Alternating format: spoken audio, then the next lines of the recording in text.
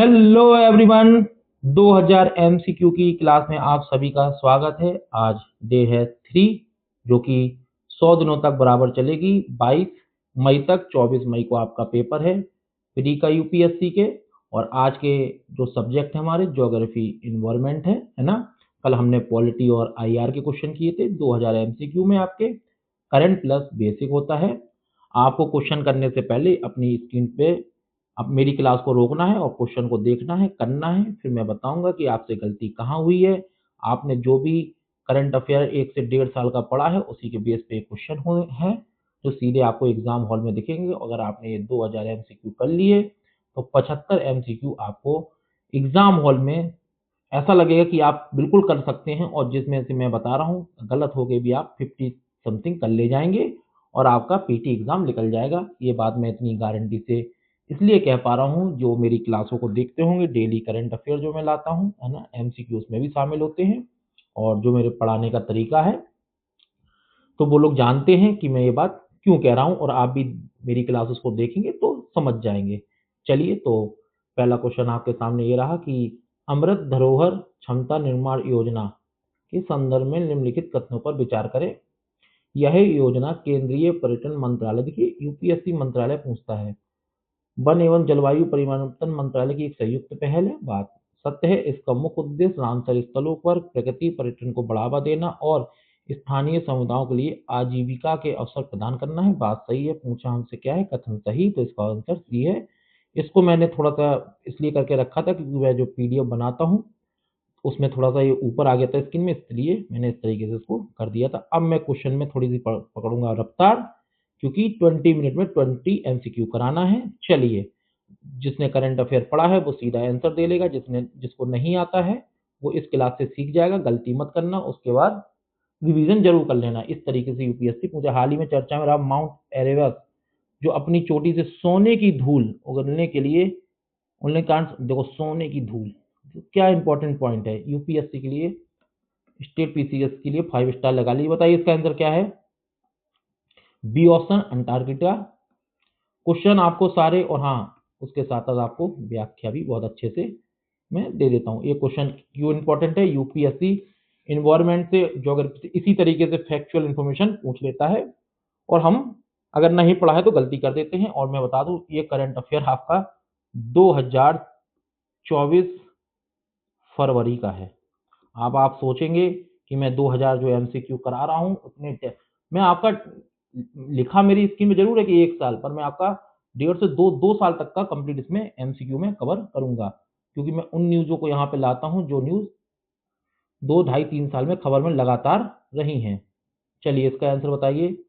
कर्क रेखा और भारतीय मानक समय रेखा भारत किस राज्य में एक दूसरे को काटती हैं। देखिए कितना आज तक आपने ये पढ़ा होगा कि कर्क रेखा कितने राज्यों से गुजरती है, आपने ये पढ़ा होगा कि भारतीय मानक समय रेखा कितने राज्यों को काटती है।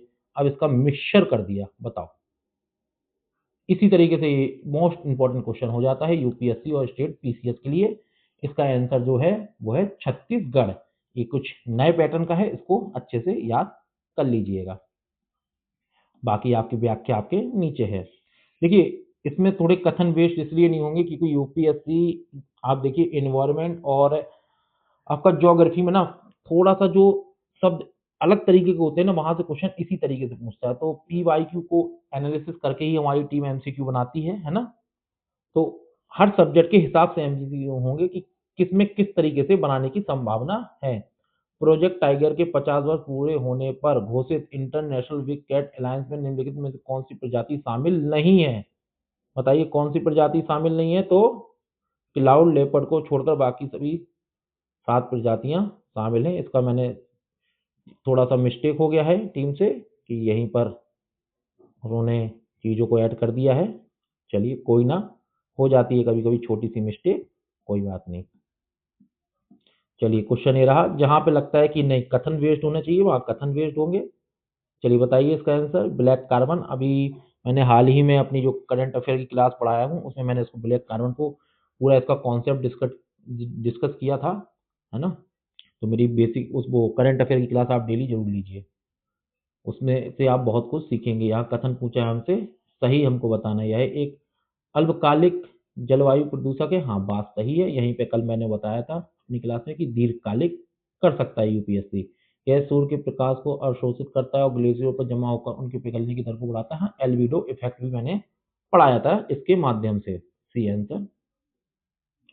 20 मिनट में हमारे पास इतना समय नहीं होता है कि हम बेसिक की चीजों को बहुत डेप्थ में बताएं आपको, पर हाँ ये क्वेश्चन के माध्यम से आप आराम से यूपीएससी पीटी निकाल ले जाएंगे अगर आपने 2000 एमसीक्यू को अच्छे से कर लिया और रिवीजन भी बेहतरीन तरीके से कर लिया तो निकाल ले जाएंगे।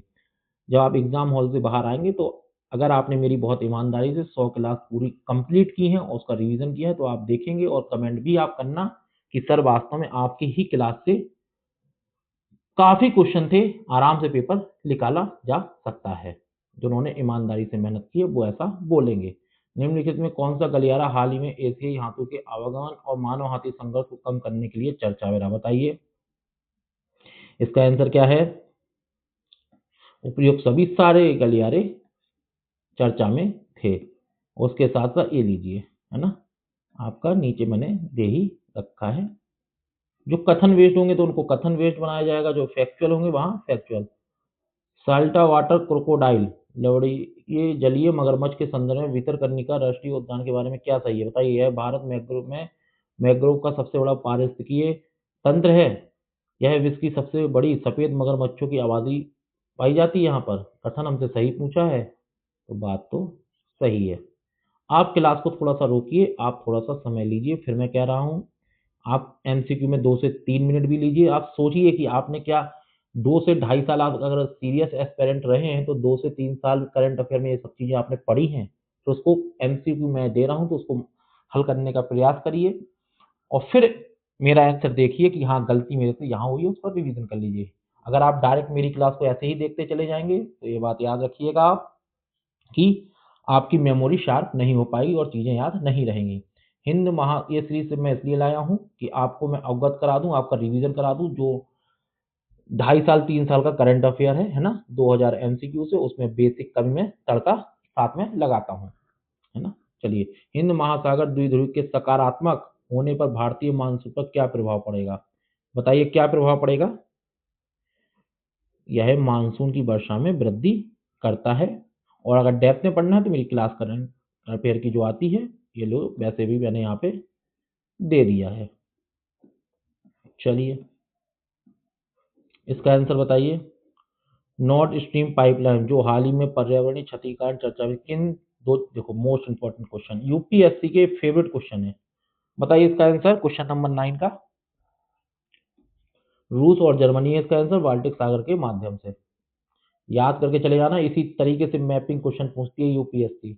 उसका बहुत इंटरेस्ट होता है ज्योग्राफी और एनवायरनमेंट में मैप से क्वेश्चन पूछना। इसलिए मैं कह रहा हूँ कि ज्योग्राफी और एनवायरनमेंट में आज फैक्चुअल थोड़े टाइप के क्वेश्चन होंगे। उसका रीजन है क्योंकि यूपीएससी मैप पर ज्यादा ध्यान देती है, वहां से फैक्चुअल इंफॉर्मेशन ज्यादा निकालती है। ग्रेट लेक्स के क्षेत्र के संदर्भ में निम्न में कौन सी झील पूरी तरह से संयुक्त राज्य अमेरिका में स्थित है? देखो झील तो आपको सारी पता होंगी, पूरी तरीके से बताओ कौन सी है। तो वो है मिशिगन। ये भी 5 स्टार रेटिंग का क्वेश्चन है, याद रखिएगा। चलिए इसका आंसर बताइए। ग्लोबल लैंडस्केप रिस्टोरेशन के तहत ग्रेट ग्रीन वॉल पहल किस महाद्वीप से संबंधित है? बताइए। अफ्रीका। कुछ एमसीक्यू ऐसे होंगे जहां पर आपको कथन बेस्ड क्वेश्चन नहीं मिलेंगे, क्योंकि कुछ सब्जेक्ट ही ऐसे होते हैं जहां कथन कथन ज्यादा नहीं पूछे जाते हैं, जो पीवाईक्यू का एनालिसिस कहता है। इसका आंसर क्या होगा? कई बार पढ़ा चुका हूं, देखते ही आंसर आपको दे देना चाहिए। चलिए देखिए, कथन वेद जो ज्यादा क्वेश्चन बनते हैं ना, वो बनते हैं आपके पॉलिटी, इकोनॉमी और ज्योग्राफी में बनते हैं। पर जियोग्राफी में जहां जहां से बनते हैं उन अगर वो पॉइंट इंपॉर्टेंट है कथन वेस्ट, तो देखिए उसमें कथन वेस्ट आपको क्वेश्चन दिख रहे होंगे। पर कहीं कहीं जैसे सोने की धूल, अब इसमें क्या कथन वेस्ट वो करेगा? तो वो तो डायरेक्ट ही आपसे पूछेगा मैपिंग आधार पर, है ना। और जैसे मैं 5 स्टार लगा रहा हूँ, तो जैसे भाई ये पाइपलाइन किन दो देशों के बीच में, तो आपको पता होना चाहिए किन दो देशों के बीच में। वो मैपिंग आधार डायरेक्ट पूछता है। तो हर एक क्वेश्चन पर ध्यान रखा जाता है कि प्रीवियस ईयर क्वेश्चन किस तरीके से पूछे गए हैं। टॉपिक से उन देखो इस तरीके बायोरॉक तकनीक का उपयोग हाल ही में समाचारों में किसके संरक्षण के लिए किया गया। देखिए बायोरॉक पे कॉन्सेप्ट बनता है, पर इसके लिए आपको करंट अफेयर की मेरी क्लास में आई उसमें मिल जाएगा, है ना। अभी जो क्वेश्चन इंपॉर्टेंट लगता है वो इस तरीके से पूछा जा सकता है, तो इसका आंसर बताइए मूंगा चट्टाने। ठीक है, चलिए अब देखिए यहां था कि भाई ये वाला जो टॉपिक था ये कथन वेस्ट था, तो कथन वेस्ट कर दिया। बताइए, ये देखो मैं हमेशा कहता हूँ यहाँ ध्यान जरूर दिया करो क्या पूछा है। ये जो अभ्यास है ना इसलिए कराया जा रहा है पीटी से पहले कि आप हर चीज से सतर्क रहें। देखो गलत पूछा है, अब बताइए इसका आंसर क्या होगा। नर्मदा नदी भ्रंश घाटी से होकर बहती है। तापी नदी अरब सागर में गिरने वाली प्रायद्वीपीय भारत की सबसे लंबी नदी है। तो ये बात तो भाई गलत है, तो इन्होंने हमसे पूछा है गलत, तो हमें आंसर देना है बी। पहली बात हमारी सही। ये तो आपने बेसिक में पढ़ा भी होगा, और अगर नहीं पढ़ा है तो ये लीजिए आपके लिए व्याख्या है, अच्छे से पढ़ लीजिएगा। चलिए question number 15, Kunming Montreal global diversity framework के तहत कितने ग्लोबल लक्ष्य निर्धारित किए गए हैं जिन्हें 2030 तक प्राप्त करना है। तो वो 23 है। ये स्टेट पीसीएस से पूछने की संभावना अधिक रहती है, पर यूपीएससी कभी भी इजी चीज रख के भी आपको देखो कब की घटना है, आपको देखो ना करंट अफेयर कहाँ कहाँ से शामिल किया जा रहा है मेरे 2000 एमसीक्यू में, क्योंकि ये अभी तक चल रहा है। देखो अभी तक चर्चाओं में चल रहा है। आज ही के करंट अफेयर में आप देखेंगे मेरा 13 अगस्त वाला जो आज का करंट अफेयर है उसी में मैंने इसको पूरा अच्छे से डिस्कस किया है। अभी तक चल रहा है करंट मुद्दा, 2022 से चल रहा है, तो यूपीएससी तो पूछेगा ही ना। तो इसी तरीके से टॉपिक यूपीएससी और पीसीएस ये देखते हैं कि कौन सा मुद्दा लंबे समय से चल रहा है, वो उस पर क्वेश्चन पूछते हैं। तो मुझे लगता था कि ये इंपॉर्टेंट हो सकता है, क्योंकि ज्यादातर चीजें तो लोगों को पता होती हैं, पर इतनी डेप्थ में चीजें अगर फैक्चुअल पूछ दिया तो आधे से ज्यादा लोग गलत कर देंगे कि ये क्या पूछ दिया यूपीएससी ने। जैसे ये क्वेश्चन बहुत इंपॉर्टेंट है, 5 स्टार यूपीएससी 2026 के लिए, सेंगूर और बेरनार्ड। अब बताओ एनसीईआरटी पढ़ के आओ, एनसीईआरटी पढ़ के आओ, स्टैंडर्ड बुक पढ़ के आओ, अब मुझे इसका आंसर बता दो। चलो बता दो, जिसने बहुत अच्छी जिसकी ज्योग्राफी और वो क्यों नहीं बता पाओगे, करंट अफेयर में रही हैं चीजें आती हैं, एग्जामिनर यहीं से पूछ देता है। यमुना इसका आंसर है, इसलिए मोस्ट इंपॉर्टेंट मैंने कर दिया है।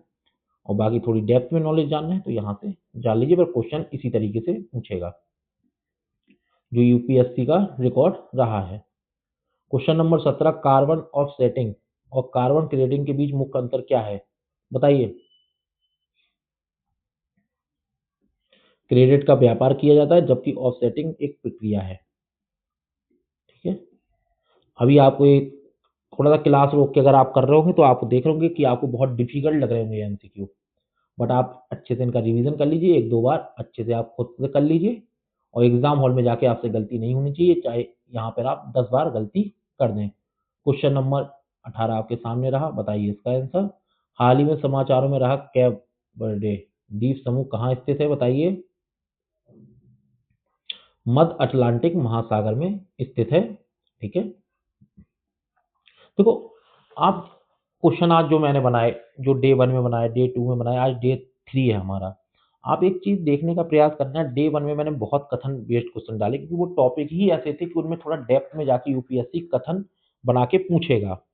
डे 2 में मैंने क्या करा कि वहाँ थोड़ा सा फैक्ट भी थे, बेसिक भी था, साथ में करंट, क्योंकि देखिए पॉलिटी में क्या होता है, राज व्यवस्था में, कि ज्यादातर बेसिक होता है, करंट उसमें लिंक किया जाता है, करंट की थोड़ी लाइनें।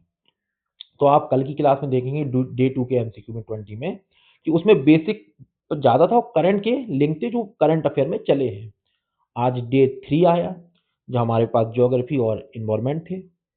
तो आप एनालिसिस करिएगा कि ज्योग्राफी और इन्वायरमेंट में अगर वो 22 या 30 क्वेश्चन पूछ रहा है, मान के चलिए दोनों सब्जेक्ट को मिला के पूछ कह रहा हूं मैं, तो आप देखेंगे कि 10 से 12 क्वेश्चन तो इस तरीके से होंगे जैसे ये किए जा रहे हैं सामने, सीधे पूछ देगा रख के। मैपिंग बेस्ड कम से कम 6 से 7 क्वेश्चन पूछता है यूपीएससी, मैपिंग बेस्ड। तो उसी का अभ्यास है ये। जब नेक्स्ट क्लास में जब इसका टर्न आएगा ज्योग्राफी और आपका इन्वायरमेंट का, तो उसमें कथन बेस्ड होंगे, जहाँ से वो कथन बना सकता है, जो बहुत ही डेप्थ में टॉपिक पढ़ना जरूरी है तो डेप्थ में बनाया जाएगा। जैसे ब्लैक कार्बन मैंने हाल ही में अपनी करंट अफेयर की क्लास में अच्छे से पढ़ाया, उस पर डेप्थ में क्वेश्चन बनाया, उसको पढ़िए आप, है ना। चलिए, अब जैसे सेल गैस है, तो सेल गैस पे अगली बार जब एमसीक्यू आपके लिए बनाया जाएगा ना, तो इसका कथन बेस्ड बनाया जाएगा। सेल गैस के निष्करण के लिए किस तकनीक का उपयोग किया जाता है जो जल प्रदूषण की चिंता पैदा करती है? इस तरीके से यूपीएससी पूछ सकता है। और अभी 2000 एमसीक्यू है यार, 2000। सेल गैस तो पता नहीं कम से कम 4 बार आ जाएगी। क्यों? अलग अलग तरीके से डेप्थ में जाएंगे, अलग अलग तरीके से देखेंगे कौन से इंपॉर्टेंट टॉपिक हैं जहां से यूपीएससी आपसे खेल सकता है। बताइए इसका आंसर। हाइड्रोलिक फ्रैक्चरिंग, देखो इसको याद रखना, हाल ही के समाचार पत्रों में रही तकनीक हाइड्रोलिक फ्रैक्चरिंग किस चीज के लिए उपयोग की जाती है? तो सेल गैस के निष्करण के लिए। देखो इस तरीके से भी क्वेश्चन को घुमा सकता है ना। चलिए, क्वेश्चन नंबर 20 आपकी स्क्रीन पे रहा, बताइए इसका आंसर। इसको लगा लीजिएगा 5 स्टार, क्योंकि इसमें है कुछ नया, इसलिए मैं बोल रहा हूँ यूपीएससी 2026 के लिए बहुत है महत्वपूर्ण। बताइए इसका आंसर। आपने देखो ये भी पढ़ा होगा, ये भी पढ़ा होगा, ये क्या आ गया? ये हो गया इन्वायरमेंट का क्वेश्चन। यूपीएससी इसी तरीके से आपसे पूछेगा। ग्लोबल वार्मिंग पोटेंशियल के आधार पर निम्नलिखित गैसों को उनके प्रभाव घटते क्रम में, मतलब सबसे अधिक, फिर उससे अधिक, फिर उससे अधिक, मतलब बताइए इसका आंसर। पढ़ा है करंट में? तो बिल्कुल सही दे रखा है, सबसे ज्यादा ये है, फिर ये है, फिर ये है। ठीक है, चलिए देख लीजिए इसका एक बार आंसर। व्याख्या SF6 का जो ग्लोबल वार्मिंग इफेक्ट सबसे अधिक होता है, लगभग 3500 है। इसके बाद मीथेन आती है, फिर CO2 का स्थान आता है। हालांकि CO2 वातावरण में सबसे अधिक मात्रा में, लेकिन प्रति अणु ताप सोखने की क्षमता किसकी अधिक है? SF6 की सर्वाधिक है। ये इसलिए मैंने इंपॉर्टेंट बोला था। आपने इतना इन्वायरमेंट पढ़ा होगा, इतनी ज्योग्राफी पढ़ी होगी, पर कहीं आपने ये चीज पढ़ी है? यूपीएससी इन्हीं चीजों को उठाता है। और ये मैं आपको बता दूं, 1.5 साल पहले करंट अफेयर में था और अभी भी बना हुआ है, इसलिए इसको मैंने इस तरीके से एमसीक्यू में रखा है, क्योंकि यूपीएससी इस पे ज़्यादा कॉन्सेप्ट बेस्ड ना जाके थोड़ा सा फैक्चुअल इन्फॉर्मेशन में जाता है, क्योंकि उसको पता है कि बच्चों को ये भी पता है, ये पता है, ये चीज़ थोड़ी नई है। ये चीज़ थोड़ी नई है। जब एनसीईआरटी में आप डेप्थ में जाएंगे ना, एनसीईआरटी में, तब आपको पता लगेगा इसके विषय में। तो ये बेसिक का भी है और करंट अफेयर का ही है, यही तो यूपीएससी का गेम है। वही गेम समझाने के लिए 2000 एमसीक्यू करा रहा हूँ। मैं फिर कह रहा हूँ, आप ईमानदारी से कर लो, मैं सच बता रहा हूँ, आप 50 एमसीक्यू करेक्ट करके आ जाओगे, आपका प्री एग्जाम निकल जाएगा, क्योंकि कट ऑफ 45 से 48 के बीच में जनरल की बन जाती है। बाकी और ओबीसी हैं चीजें, तब भी आप 50 क्वेश्चन आप आराम से करे जाओगे, आपका प्री निकल जाएगा। और अपना सहयोग मेरी इस क्लास के साथ बनाए रहिए, अलग अधिक से अधिक लोगों को जोड़िए, उनके पास पहुंच बनाइए इस क्लास की, जिससे मेरा आत्मविश्वास बढ़े। जैसे ही आप लोग प्री क्रॉस कर जाएं 2000 एमसीक्यू को मेहनत से देख के रिवीजन करके, तो फिर मैं तुरंत ही मेंस की क्लास ले आऊँ। उसमें मैं मेंस पे पॉइंट टू पॉइंट डिस्कस करूंगा। और इस क्लास के साथ साथ आप मेरी करंट अफेयर की भी क्लास देखें, उसमें डेली 10 एमसीक्यू आते हैं, तो 1000 एमसीक्यू आप वहां कवर कर लोगे। और 2000 एमसीक्यू ये हो गए, तो टोटल 3000 एमसीक्यू आप कर लोगे। क्वेश्चन पेपर में आना है 100 एमसीक्यू, और ये 3000 जो एमसीक्यू मैं करा रहा हूँ, ये मोस्ट इंपॉर्टेंट टॉपिक है यूपीएससी के लिए, ये बात याद रखना। तो आराम से आप, आराम से, मैं ज़्यादा बड़ी बात नहीं कह रहा हूँ, अगर आप एमसीक्यू की मेरे साथ प्रैक्टिस करते रहे करंट अफेयर की क्लास में और इस क्लास में, तो 50 क्वेश्चन में फिर बार बार कह रहा हूँ आराम से कर ले जाओगे, कोई आपको समस्या नहीं होगी। अब इस क्लास को अच्छे से रिवीजन करो, डेप्थ में रिवीजन करो, चाहे आप इस क्लास के लिए ना एक एक घंटा निर्धारित कर लो रिवीजन का, और फिर आप सारा फोकस सी सेट पे कर दो। एक बार मेरे कहने पर इतना कर लो बस आप। सी सेट के लिए तो मैं कहूँगा 4 से 5 घंटे दो जम के, और इस क्लास के रिवीजन में 1-1 घंटा दो। फिर आप जाओ प्री में, और फिर मुझे निकलने के बाद कहना वाह मज़ा आ गया। ऐसे पढ़ रहे होते तो बहुत पहले मेरा प्री निकल चुका होता, मैं आगे चीज़ों को क्रॉस कर चुका होता। तो कुछ नहीं, स्मार्ट अप्रोच के साथ पढ़ेंगे। यूपीएससी की जो साइकोलॉजी के आधार पे जो पेपर बना रहा है, उसको आप पकड़ लेंगे, आप क्रॉस कर जाएँगे। देखो ये साइकोलॉजी तो है, एनसीईआरटी में डेप्थ में है, पूछ देगा, करंट अफेयर में भी थी। चलिए, तो आज की क्लास यहीं ओवर करते हैं। अधिक से अधिक इस क्लास को शेयर करें, लाइक करें, और बताएँ आपको मेरा तरीका पढ़ाने का कैसा लगता है कमेंट के ज़रिए। धन्यवाद।